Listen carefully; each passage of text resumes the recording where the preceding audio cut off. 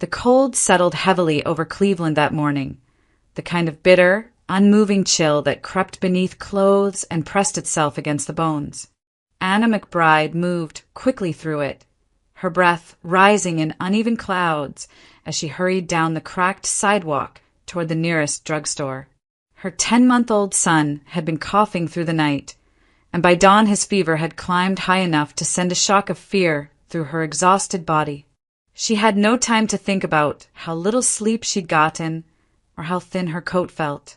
Her mind held only one goal: get the medicine, get home, and hope the fever broke. 32 years old and already worn to the edges, Anna felt the weight of the past 3 months dragging behind her like a chain. Widowhood had arrived without warning, leaving her with 4 children, mounting debts, and a nurse aide salary that barely held the walls of their apartment together. Grief layered itself over her days like frost, but there was no space to fall apart, not when a baby was sick, not when 3 other children needed breakfast, coats, and reminders to be kind to each other.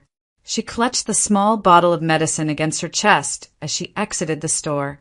The wind cut sharper now, stinging her eyes. She blinked against it and stepped off the curb, thinking only of getting home before the baby's breathing worsened. She never saw the car. A horn blared. Tires screeched on ice, and a hand, small but startlingly strong, closed around Anna's arm and yanked her backward. She stumbled, breath catching as her feet hit the sidewalk again. The car slid past the spot where she had stood a heartbeat earlier, the driver shouting something out the window before disappearing down the street. For a moment, Anna couldn't speak. Her heart hammered painfully against her ribs as she turned to see who had pulled her to safety. A homeless woman stood beside her, bundled in layers that didn't quite match, her face lined and pale from the cold. Yet her eyes were steady, clear, almost gentle. She looked nothing like the people Anna often saw huddled under overpasses or curled into blankets near the bus terminal. There was a dignity about her posture, a quiet composure that felt strangely familiar. I didn't even look," Anna whispered, still shaken. "It's all right," the woman said softly. "The mornings are slippery. Anyone could have missed it." Anna finally managed to steady her breathing. "Thank you. I should have been paying attention." The woman nodded once, then glanced at the bottle of medicine Anna held as if she already understood the story behind it. "You're in a hurry. A child sick at home." Anna hesitated but nodded. "If you ever need help," the woman continued gently, "with the little ones, I know how to care for children. I could sit with them for a while if you need rest." Anna stiffened. She didn't know this woman, didn't know her name or her past, but there was no pushiness in the offer, only quiet sincerity. And for a moment, Anna felt a whisper of relief, something like hope pressing faintly against all the exhaustion. She studied the woman's face again, noticing the way she held herself upright despite the cold, despite everything. "What's your name?" Anna asked. "Martha," the woman replied. "Martha Coleman." Anna nodded slowly. Something in her chest eased. She still didn't know why, but she believed Martha meant every word. And though neither of them knew it yet, this cold morning on a Cleveland sidewalk was the beginning of everything that would follow. The walk back to Anna's apartment felt longer than usual. The wind sharper as afternoon shadows settled across the low-income Cleveland neighborhood she and her children called home. The buildings stood close together, their brick facades faded and weather-beaten, but it was what she could afford. As she led Martha toward the narrow stairwell that climbed to her second-floor apartment, Anna wondered, briefly, anxiously, whether she was making a reckless choice. But each time doubt rose, the image of Martha pulling her from the street returned, steadying her steps. Inside the apartment, warmth hit them first, followed by the sudden patter of small feet. Emily and Grace raced down the hallway before Anna could warn them to slow down.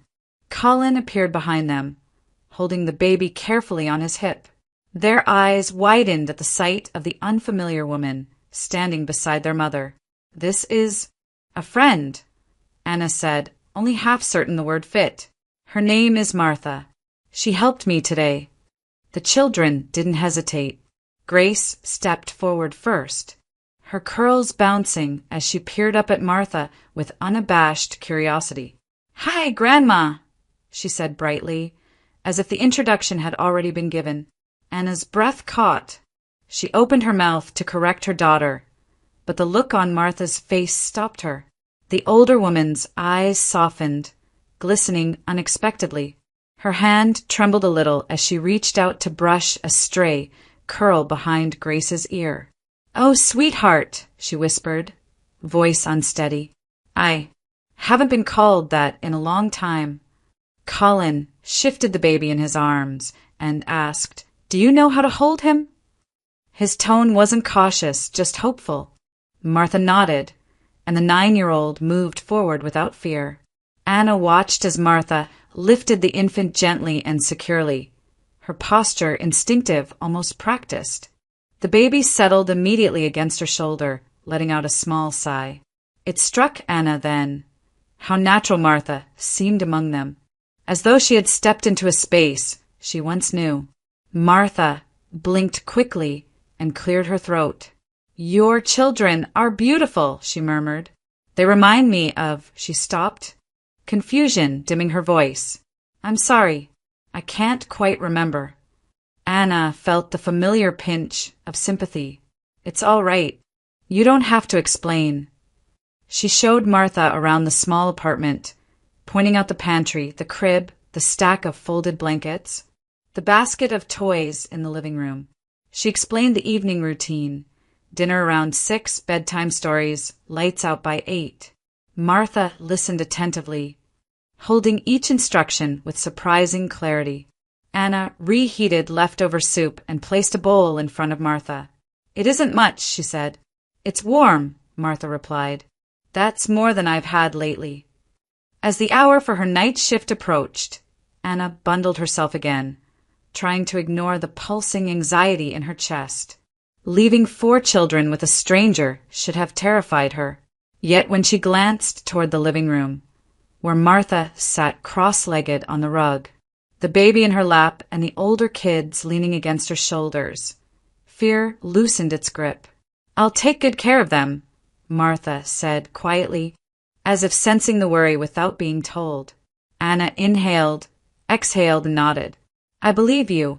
And as she stepped back into the cold Cleveland evening, she realized, strangely, undeniably, that she did. Cleveland General Hospital was already buzzing when Anna slipped through the employee entrance, breathless from the bus ride and the rush across icy sidewalks. The moment she stepped inside, fluorescent lights washed over her, revealing the exhaustion she hadn't been able to hide for weeks. She headed toward the nurse's station, hoping her late arrival might go unnoticed. It didn't. "Dr." Leonard Hayes swept into the hallway like a chill of his own, clipboard tucked under one arm, irritation radiating from every step. His gaze landed on Anna instantly. "McBride," he snapped, loud enough for 2 nearby nurses to pause what they were doing. "You're 20 minutes late." Anna swallowed, keeping her voice steady. "I'm sorry, Dr. Hayes. My baby was running a fever this morning." He cut her off with a dismissive scoff. "Save it. Everyone here has problems.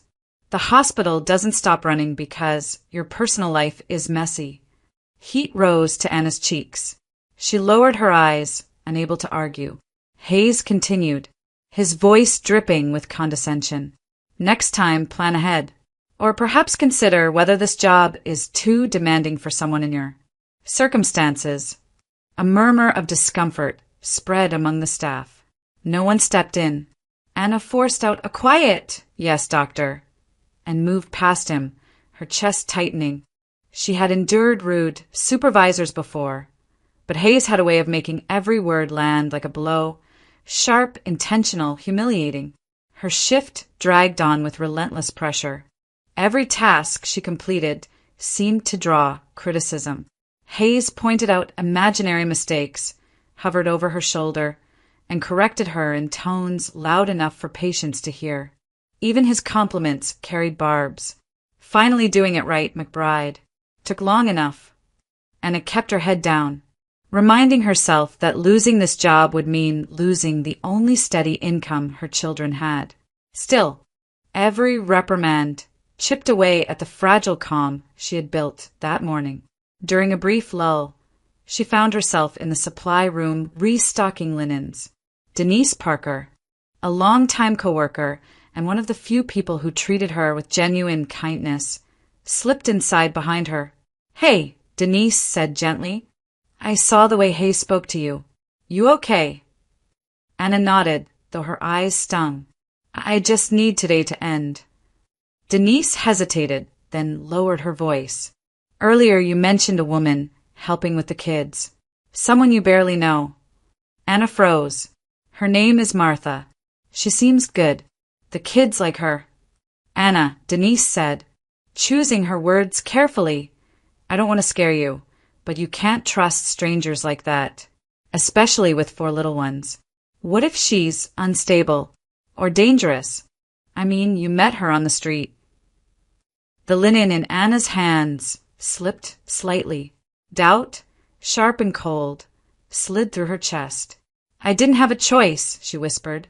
"There's always a choice," Denise countered, soft but firm. "Just be careful. People aren't always who they seem." When Denise left, Anna stood motionless in the narrow room, her pulse pounding in her ears. She pictured Colin holding the baby, Emily and Grace curled against Martha's side, Martha's steady hands, her sorrowful eyes. The warmth she had felt earlier now twisted into fear. What if Denise was right? What if she had made the worst mistake of her life? As she returned to her shift, each passing hour fed the anxiety growing inside her. And no reprimand from DR. Haze compared to the terror quietly unraveling in her chest, the possibility that she had left her children in danger. By the time Anna turned onto her street, her hands were trembling around the strap of her bag. The December air bit at her cheeks, but she barely felt the cold. Every terrible possibility Denise had planted in her mind replayed, like flashes in a nightmare. Her kids crying alone, the infant's fever spiking, the apartment ransacked, a stranger disappearing into the night with the little she owned. She jogged the last flight of stairs to her unit, heart hammering. For a split second, she stood frozen outside the door, afraid to open it. Then she pushed inside. What she saw made her stop short. The apartment, usually cluttered after a long night, was spotless. Not just tidy, but scrubbed, gleaming in a way she hadn't seen since before her husband died. Toys were stacked, blankets folded, dishes washed and drying on the rack. A faint scent of cinnamon drifted from the kitchen. Before she could speak, her baby let out a happy squeal. Martha appeared in the living room doorway with Max on her hip, the little boy wrapped in a clean sleeper. His cheeks were pink, his eyes bright. No sign of the fever that had terrified Anna that morning. "He's doing better," Martha said softly. "Temperature's normal." Anna's knees nearly buckled. She reached for her son, pressing her lips to his forehead again and again, unable to stop the tears that rose. From the bedroom, the older children burst out with delighted shouts. "Mom, Mom, look, Grandma Martha made pancakes, and we took baths, and she read us stories." Their voices filled the apartment with a warmth Anna hadn't felt in months. She blinked hard, taking it all in, the clean faces, the brushed hair, the quiet joy. Her children, who had endured so much, were glowing. And Martha was standing among them like she had belonged there all along. "I hope I didn't overstep," Martha said, hands clasped, almost shy. "I just thought you worked too hard. And they're such sweet kids." Anna swallowed back emotion. "Overstep? Martha, you," her voice cracked. "You saved my morning. My whole world, really." Martha's eyes softened, the lines around them deepening with something like gratitude. "It was nothing, dear." But it wasn't nothing. Not to Anna. Not even close. A few minutes later, breakfast sizzled on the stove. Pancakes, just like the children had said, golden and fluffy in a way Anna had never managed. She made tea while the kids chatted around Martha, who seemed completely at ease, as if she had always been part of this household. When the children took their plates to the living room, Anna finally asked the question that had been lingering since the night before. "Martha, how did you learn to do all this? The cooking, the childcare. You just seem so natural." Martha stared into her cup for a long moment. When she looked up, her expression had changed. Quieter, more fragile. "I don't remember everything," she admitted. "There are pieces of my life missing. Weeks, maybe months. I woke up in a drainage ditch outside the city. My head was bleeding. No purse, no ID, no memory of how I got there." Anna's breath caught. "Did someone hurt you?" "I think so," Martha whispered, though her eyes clouded as if the truth sat just out of reach. "But I don't know who, or why. All I know is I haven't felt safe anywhere since." Something inside Anna shifted, an ache, a recognition. Two women carrying more than their lives could hold. Two mothers, without support, trying to survive a world that rarely offered kindness. She reached across the table and touched Martha's hand. "You're safe here." For the first time, Martha smiled in a way that reached her eyes, and the fragile thread of trust between them tightened into something real. For the next 2 days, the apartment felt strangely lighter, warmer, steadier, as if someone had opened a window and let in a season Anna had forgotten existed. The children hovered around Martha with the kind of effortless affection usually reserved for relatives they adored. And Martha moved through the home with a gentle purpose, adjusting as if she had always known where everything belonged. Still, Anna hesitated to ask what she truly wanted. A part of her feared sounding desperate. Another part feared hearing Martha say no. One evening, as Martha folded laundry with the kids chattering around her, Anna finally gathered her courage. "Martha," she began softly, "I've been thinking, and I'd like you to stay with us, not just for a few days, as part of our home, as our caregiver, full time." Martha froze mid-fold, her eyes widening. "Oh, Anna, no. I couldn't impose on you like that. I've already taken too much." Before Anna could respond, Grace darted forward and wrapped her arms around Martha's waist. "Please don't go. You're our grandma now," Emily added, clinging to her other side. Even Colin, usually reserved, looked up from the table. "We really want you here." The room fell quiet, and a tremor passed over Martha's face, something between disbelief and longing. She pressed a hand to her chest as if steadying a fragile heartbeat. "You don't understand," she whispered. "I've never had anyone want me, anywhere." Anna stepped closer. "We do. We want you here. And it helps us too. I can't do this alone." For a moment, Martha seemed to fight back tears. Then she nodded, slow and trembling, surrendering to the one thing she had been denied for who knows how long, belonging. "All right," she murmured. "If you really want me, I'll stay." The children erupted into cheers, and Martha laughed, wiping her cheeks with the back of her hand. In that instant, something shifted in the apartment, not a guest joining the home, but a missing piece returning to it. From that day forward, life found a new rhythm. Breakfasts were warm and ready before anyone woke. The kids' clothes were washed, folded, and organized with a precision Anna hadn't managed since becoming a widow. Evenings grew calmer. Bedtime became a peaceful routine rather than a battlefield. For the first time in months, Anna felt her shoulders loosen when she walked through the door after a grueling shift. Even Denise, initially skeptical, softened. "She's got a good soul," Denise admitted during a break. "You got lucky, Anna. Really lucky." Anna nodded, knowing just how true that was. But life had a way of delivering storms, just as the skies began to clear. One Friday afternoon, Anna noticed her oldest son, Colin, sitting unusually still on the couch, sweat beading on his forehead. He pressed a hand to his chest, grimacing. "Colin? Honey, what's wrong?" He tried to brush it off. "Just tired, Mom." "It's fine." But it wasn't. Over the next several days, the episodes repeated: dizziness, chest discomfort, shortness of breath.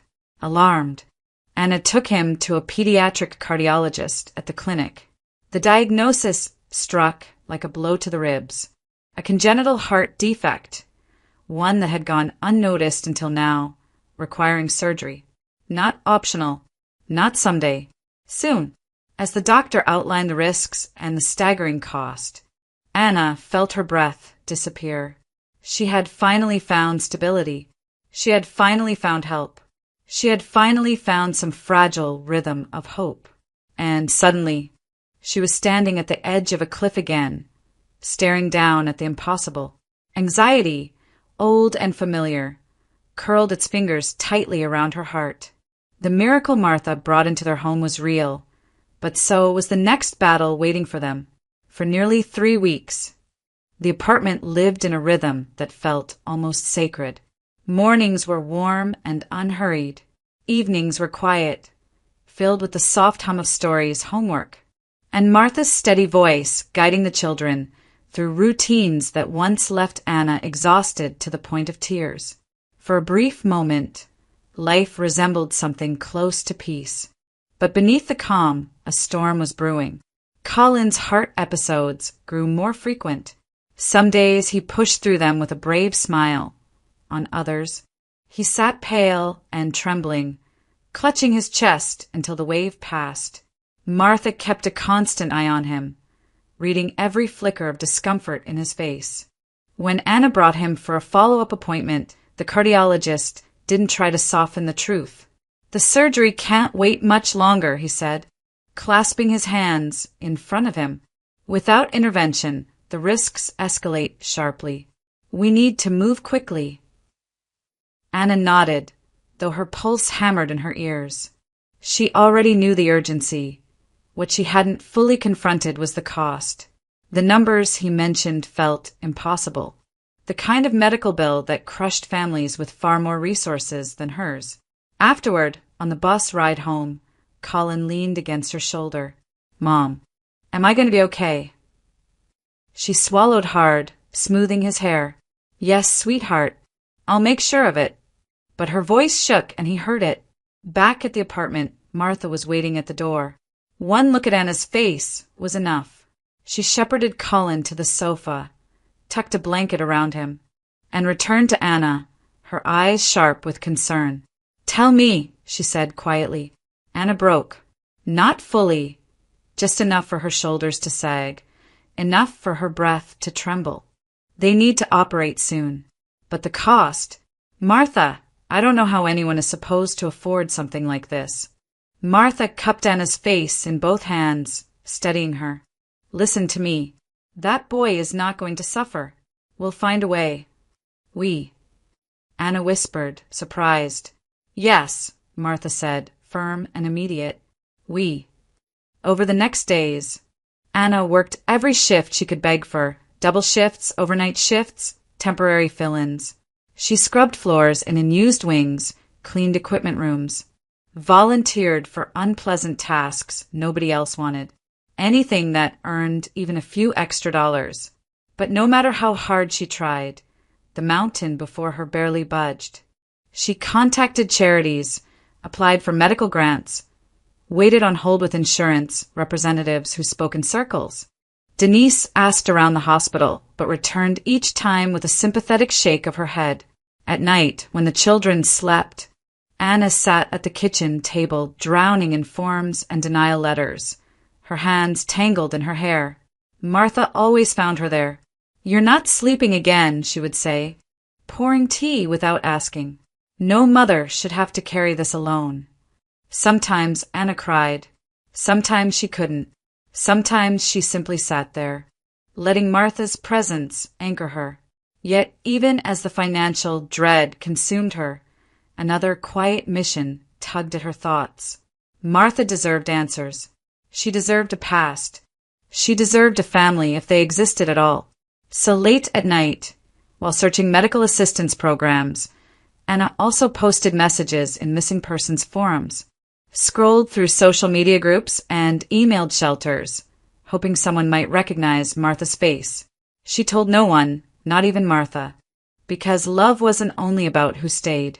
It was also about giving someone back the life they lost. And as Colin's health grew more fragile by the day, Anna clung to that truth. 2 battles at once, neither of which she could afford to lose. Anna's late-night search efforts grew into something more organized than she ever expected. What began as a quiet attempt to honor Martha's dignity soon became a full-scale mission to restore a life that had been torn apart. She started with local shelters, emailing each one with a carefully written message and a recent photo of Martha, taken discreetly after Martha had braided Emily's hair and laughed at something the little girl said. Anna didn't want Martha to know she'd taken it for this purpose. She simply wanted her to look like herself. Warm, gentle, alive. Shelters replied with polite regret. No one recognized her. Anna tried hospitals next, contacting social workers and asking if any missing persons cases matched Martha's age or description. Again, nothing. Still, she pushed forward. She posted Martha's picture in online community forums, missing persons groups, and volunteer networks scattered across Ohio and neighboring states. She didn't attach Martha's name, because Martha didn't truly have one to give. Instead, she wrote, seeking information about a woman who may have suffered memory loss, possibly injured around 12 months ago. Please reach out if you recognize her. The responses poured in, but most were dead ends, false leads, hopeful strangers trying to help, and the occasional unkind message urging Anna to stay out of stranger drama. But Anna kept searching, because she knew in her bones, that Martha hadn't simply drifted into homelessness. Something terrible had happened to her, and someone, somewhere, had to be missing her. 3 weeks into the search, while Anna was finishing her shift, her phone buzzed with a message from an unfamiliar number. Hello, this is Alexander. I volunteer with several missing persons groups. I saw your post, and I might have information. Please call me when possible.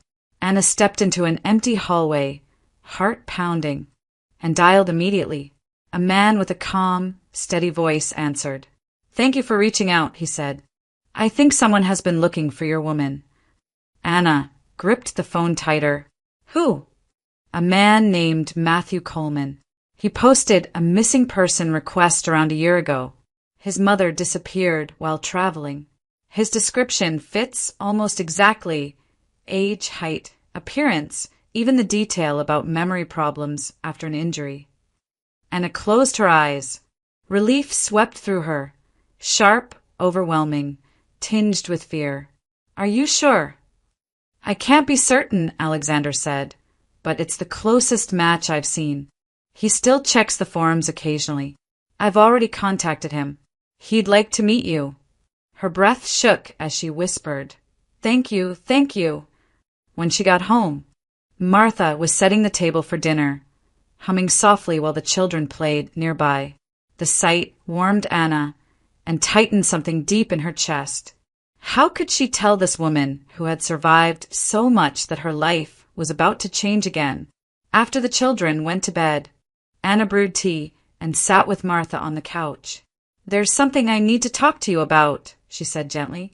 Martha's hands stilled around her cup. Is it Colin? Is he worse? No, Anna said quickly. It's something else. I've been trying to find your family. Surprise flickered across Martha's face, then something like fear. Oh, Anna, she whispered. Why would anyone look for me? Because you matter, Anna replied. And because someone has been looking for you. A man reached out today. He thinks your son filed a missing person report last year. Martha stared at her, breath caught, eyes shining with disbelief. My son? Anna nodded. His name is Matthew, and he wants to meet. Silence settled between them. fragile, trembling, full of hope and dread. For the first time since she stepped into Anna's life, Martha looked both older and impossibly young, like a woman who had lost everything and suddenly found a glimmer of what she thought was gone forever. "Then I suppose," Martha whispered, voice breaking, "it's time I remember who I was." 2 days later, Anna found herself riding the rapid transit toward Shaker Heights, a part of Cleveland she had only ever seen in passing. Quiet, tree-lined streets, stately homes, and the kind of wealth her own neighborhood would never know. She checked the address again, feeling underdressed in her thrift store coat. But this was too important to second-guess. She had to meet the man who might be Martha's son. The Uber dropped her in front of a stone-front colonial with warm lights glowing behind tall windows. For a long moment, Anna simply stood there, breath fogging in the cold, gathering the nerve to ring the doorbell. When it opened, a man in his mid-30s stepped out, well-dressed, sharp-featured, carrying the exhausted alertness of someone who had lived with grief too long. "Are you Anna?" he asked. She nodded. "Yes." "You must be Matthew." His gaze flicked to the folder in her hands, the one containing Martha's photograph. "You said on the phone you had information."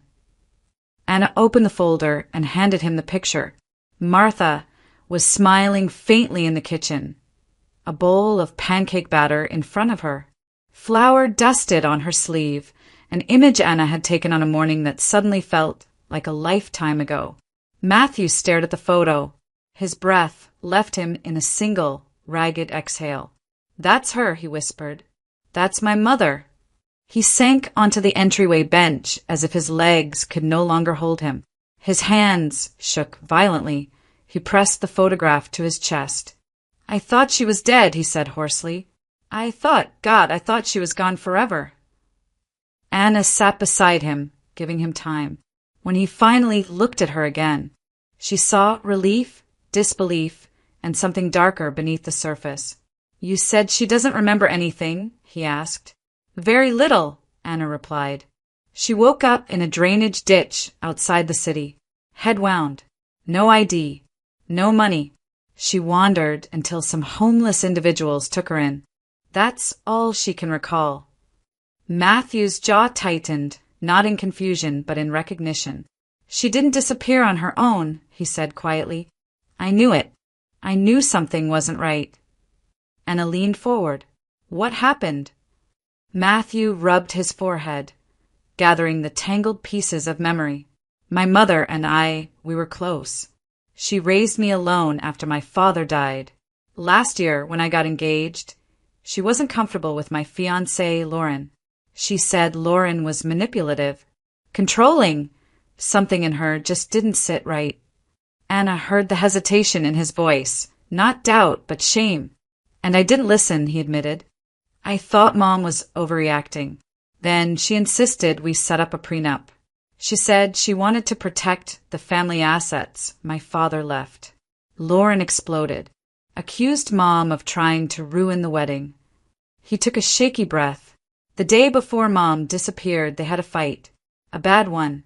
Mom told Lauren she wouldn't bless the marriage unless the prenup was signed. Anna felt her stomach drop. "And then your mother left town?" "She said she needed a few days away. I drove her to the bus station myself. After that, nothing." He looked at Anna with a haunted expression. "I thought she had a heart attack somewhere, or ran away from the stress. But memory loss? Injuries?" His voice cracked. "Someone hurt her, and I let myself believe she just walked away." Silence thickened between them. Then Matthew stood abruptly. "Take me to her." There was no hesitation, only urgency. Anna nodded and led him outside. Snow was beginning to fall, quiet and steady, dusting the windshield of his car. As they buckled in, Anna felt a tremor of fear and hope mix inside her.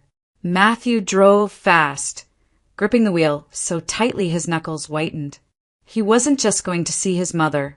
He was going to uncover the truth someone had tried very hard to bury. By the time Matthew's car pulled up to Anna's building, The snowfall had thickened into a soft, white curtain, settling over the cracked sidewalks and dim street lamps of the neighborhood. Anna led the way up the narrow stairwell, her pulse echoing in her ears as she unlocked the apartment door. Inside, the children were coloring at the kitchen table, while Martha hummed quietly over a pot of soup.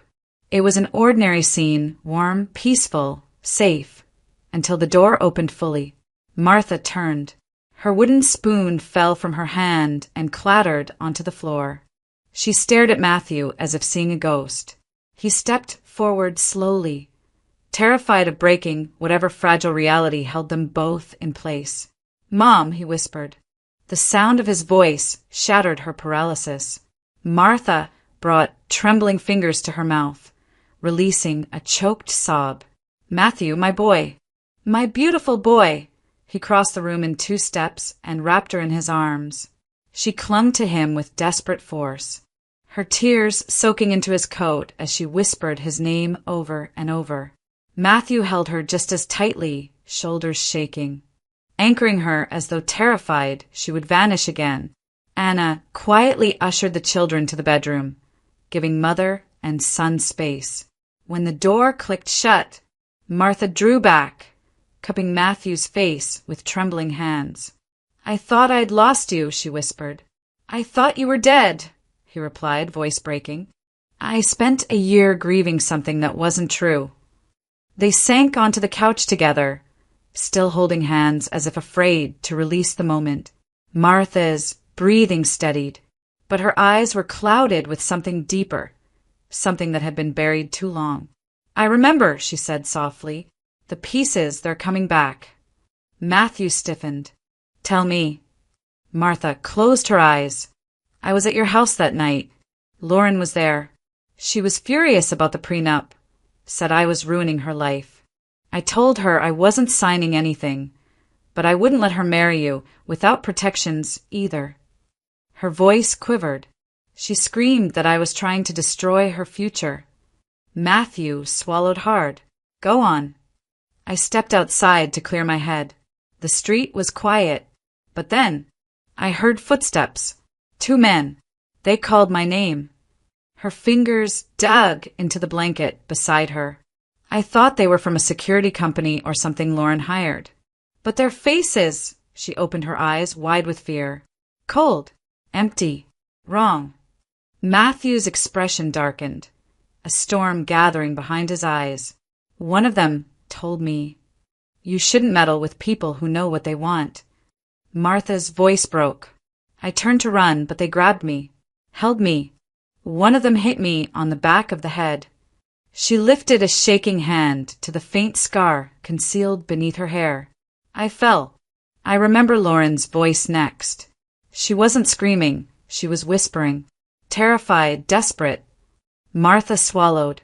"Make sure she doesn't interfere again," she said. "Make sure he doesn't know." Matthew's whole body went rigid. Blood drained from his face. "She ordered them," he said, his voice hollow. She orchestrated all of it." Martha nodded weakly. I woke up in a ditch near the freeway. Rain pouring down. I couldn't remember who I was. I thought maybe I had died. Matthew pressed both hands to his face, shaking with fury, grief, and guilt. "Mom, I'm so sorry. I should have protected you. I should have listened." Martha touched his arm gently. "You had no way of knowing." But Matthew wasn't listening anymore, not fully. Something colder had taken root behind his eyes. Someone had tried to erase his mother, and he wasn't going to let it go unanswered. Matthew barely slept that night. Every word his mother whispered replayed in his mind. Lauren's threats, the men's voices, the blow to her head. By dawn, he was pacing his living room, phone in hand, calling the only people he trusted enough to hear the truth. Detective Aaron Whitmore, an old college friend now working with the Cuyahoga County Sheriff's Office, arrived within the hour. Another friend, Assistant District Attorney Riley Grant, joined him. Matthew didn't bother with small talk. He showed them the photos, repeated Martha's recollections, and described the night she vanished. Both men listened with growing stillness. Martha Coleman's case was filed as a voluntary disappearance, Detective Whitmore said quietly. But he exchanged a glance with Riley. There was an open assault case around that same time frame. An unidentified female found near I-271. Severe head trauma. No ID, no purse. No phone. Matthew's entire body went cold. That was her, he said. The detective nodded slowly. We always suspected foul play, but without a name? No leads. Now, they had a name, a motive, a timeline, and a living victim. Whitmore immediately began organizing a formal statement. Martha, though shaken, insisted on telling them everything she remembered. Anna sat beside her, holding her hand through the entire recounting. When Martha finished, there was a long, weighted silence. Riley finally spoke. This isn't just assault. If her memories hold up, if we can corroborate with evidence or testimony, we're looking at attempted murder and conspiracy. Martha trembled. She wanted me gone because I cared about my son. Matthew put an arm around her. You didn't deserve any of this. The investigation moved at a speed that surprised even Anna. Old reports were reopened. Forensic records were matched to Martha's medical scars. Traffic camera footage from that week, previously dismissed, was reviewed with new context. Patterns emerged. Two men, later identified as acquaintances of Lauren's brother, appeared repeatedly near the bus station the night Martha vanished. By the third day, the case was no longer dormant. It was active, very active. When Lauren was brought in for questioning, she laughed at first, dismissive, polished, confident. But as the detectives laid out photos, timelines, statements, and surveillance stills, her composure began to crack like ice beneath pressure.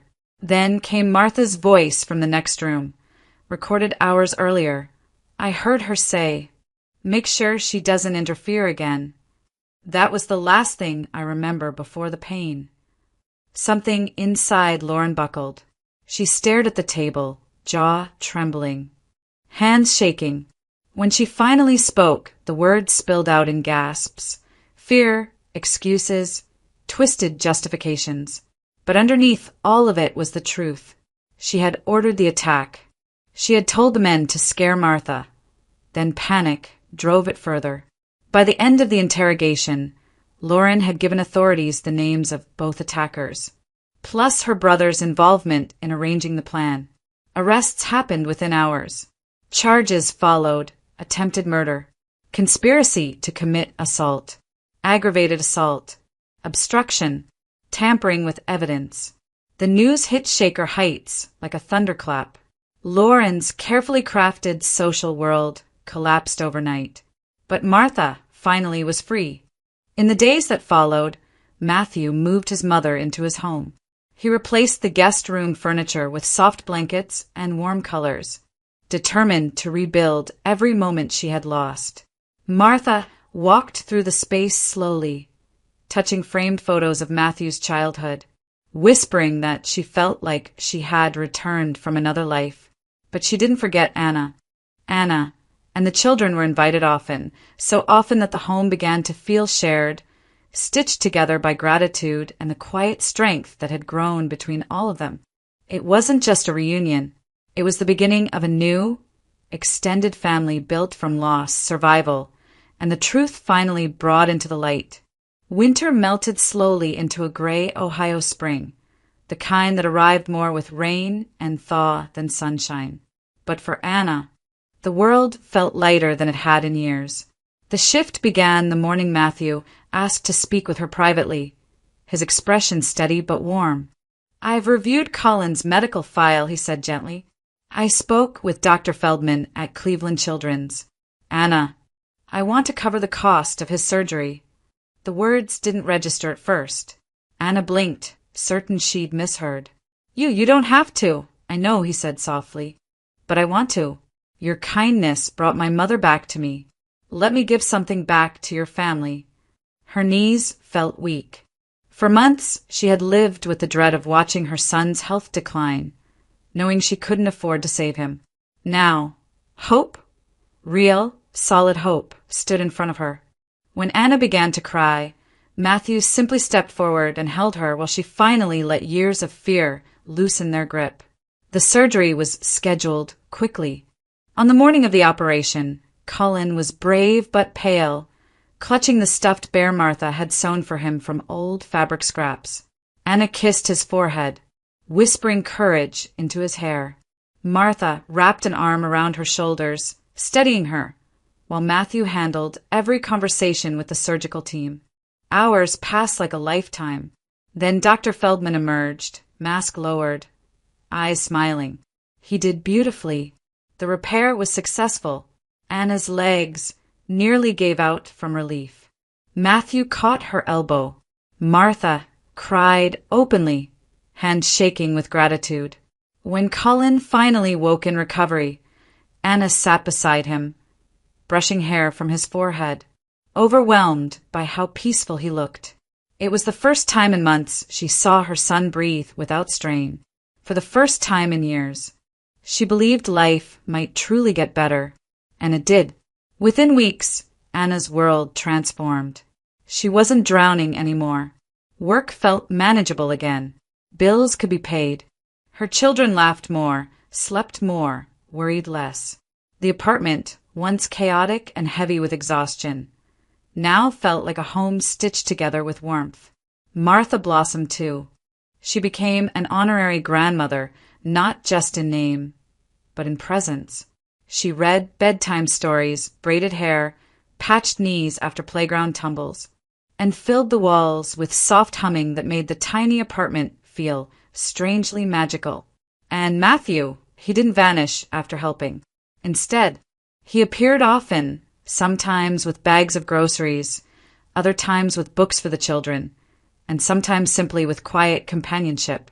He joined dinners, helped with homework, watched movies with the kids, and talked with Anna long after the dishes were washed. They didn't rush anything. Their connection grew the slow, steady way healing does, gently, without forcing, built from gratitude, shared burdens, and the quiet recognition of someone who understood loss and restoration in equal measure. Months later, on an early summer evening, Matthew invited Anna and the children to Cleveland's Edgewater Park. Lake Erie shimmered under a pale gold sky.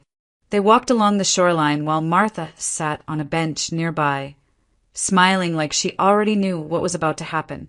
Matthew stopped near the water, turning to Anna with a look that held no hesitation. "Anna," he said, voice low but certain, "you and your children saved my mother. You brought her home to me. You brought light back into our lives." He exhaled softly. "I want to build a life with you, with all of you if you'll have me." The children froze, eyes wide. Martha covered her mouth with both hands, tears already forming. Anna felt her heart swell, not with the fear she once carried, but with something far deeper: homecoming, safety, love. "Yes," she whispered, then stronger, "Yes, Matthew." He slipped the ring onto her finger as the children cheered and Martha cried openly behind them. For the first time in her adult life, Anna felt the future open, steady, safe, and filled with love she no longer believed she deserved. But now she knew she did. The courtroom was silent when the judge read the sentences. The two men who had attacked Martha sat rigidly at the defense table, their expressions flat but resigned. Months of investigation, testimony, and irrefutable evidence had brought them exactly here. On the charge of attempted murder, the judge announced, "I hereby sentence you to 12 years in state prison." Neither man looked at Martha, but Martha looked at them, steady, unshaken. No longer the terrified woman who woke in a drainage ditch with no memory. She sat between Matthew and Anna, her hands folded calmly in her lap, her dignity restored. Lauren Field's sentencing followed days later. Her fall had been swift and absolute. The socialite veneer she once wore so confidently had collapsed under the weight of her confession and the public outrage that followed. For conspiracy to commit assault and obstruction of justice, the judge stated, you are sentenced to 5 years in state custody, with eligibility for rehabilitation programs. Lauren cried openly, her once polished life in ruins. None of it softened the impact for Martha, who watched from the gallery with a quiet sorrow, not vengeance but closure. Justice at last had come, and it didn't stop there. News of the case stirred scrutiny in unexpected places, including Cleveland General Hospital. Dr. Leonard Hayes, who had tormented Anna for years, came under investigation after several nurses filed complaints emboldened by Anna's story. An internal review uncovered a pattern of misconduct: intimidation, verbal abuse, discriminatory scheduling, and retaliation against vulnerable staff. Within weeks, he was suspended. Within months, he was publicly disgraced and stripped of his supervisory duties. For Anna, the news felt like a knot slowly loosening in her chest. She hadn't sought revenge. She hadn't even filed a complaint. But truth had a way of surfacing in waves, one revelation clearing the path for another. Life began to rearrange itself into something steady, warm, and whole. Her wedding to Matthew was small, intimate, whispered into existence one mild autumn afternoon beneath the canopy of a maple tree in a quiet Cleveland garden. Martha walked down the aisle with her son, her steps measured but filled with pride. The children scattered flower petals, laughing as the breeze carried them into little spirals.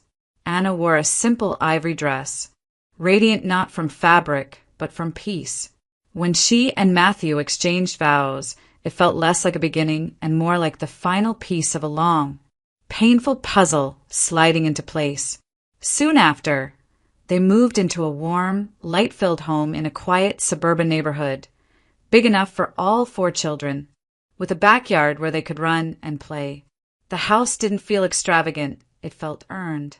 It felt like safety rebuilt from the ground up.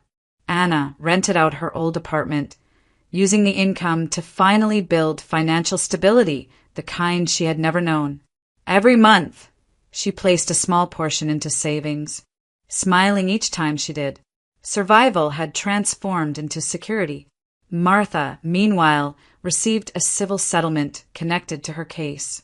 Instead of spending it on herself, she quietly donated a significant portion to a local animal shelter she visited often with the children.